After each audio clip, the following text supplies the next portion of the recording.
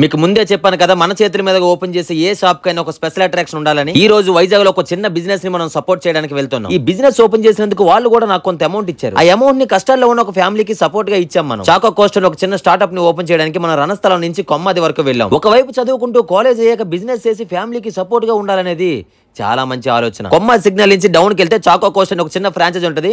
మీరు కూడా వెళ్ళి సపోర్ట్ చేయండి. ఈ చిన్న బిజినెస్ కాదు, మన చేతుల మీదుగా ఎంత పెద్ద బిజినెస్ ఓపెన్ చేసినా అది మన స్వార్థానికి వాడడం. వాళ్ళు నాకు ఇచ్చిన అమౌంట్ ని వాళ్ళ చేతుల మీదుగానే ఒక ఫ్యామిలీకి హెల్ప్ చేయించారు. అదే వైజాగ్ లో ఇద్దరు పేరెంట్స్ ని కోల్పోయి ఇద్దరు పిల్లలు చాలా బాధపడుతున్నారని తెలిసింది. ఆ పిల్లలకి వీళ్ళ చేతులతో కొంత అమౌంట్ ని అందజేపించాను. ఈ అమౌంట్ అయితే అసలు మ్యాటరే కాదు. రేపు పొద్దున్న ఆ పిల్లలకి ఫ్యూచర్ లో ఎలాంటి కష్టం వచ్చినా మన వంతు మనం తప్పకుండా నిలబడదాం. ఎందుకంటే వాళ్ళ కష్టం విన్నాక అక్కడ ఉన్న ప్రతి ఒక్కరం కూడా సైలెంట్ అయిపోయాం. మన చేతుల మీదుగా షాప్ ఓపెన్ చేసినప్పుడు ఇలా మంచి కార్యక్రమాలు ఎందుకు చేపిస్తానో తెలుసా? ఎందుకంటే రేపు పొద్దున్న వాళ్ళు మంచి స్థాయిలో ఉన్నప్పుడు తప్పకుండా పక్క వాళ్ళకి సాయం చేయాలనే ఆలోచన పుడుతుంది. ఈ హెల్పింగ్ చేశాక తమ్ముళ్ళందరూ నాతో ఒకే ఒక మాట అన్నారు, ఏదో అనుకున్నాం కానన్నా జీవితంలో ఫస్ట్ టైం మా చేతులతో సాయం చేసాం, ఆ ఫీల్ నెక్స్ట్ లెవెల్ ఉందని. సాయం చేయడమే గొప్ప కాదు, సాయం చేయాలనే ఆలోచన క్రియేట్ చేయడం చాలా గొప్ప నేను ఫీల్ అవుతాను. అసలు వీళ్ళ మెయిన్ బ్రాంచ్ ఎక్కడ ఉందో తెలుసా? దీన్ని క్రియేట్ చేసింది ఎవరో తెలుసా? ఇదిగోండి ఈ మోహన్ అనే తమ్ముడే. మెయిన్ బ్రాంచ్ అయితే 7 హిల్స్ ఆపోజిట్ డౌన్ లో ఉంటది. వాళ్ళ షాప్ కి వెళ్ళాక వాళ్ళ అమ్మ నన్ను ఎలా ట్రీట్ చేశారో తెలుసా?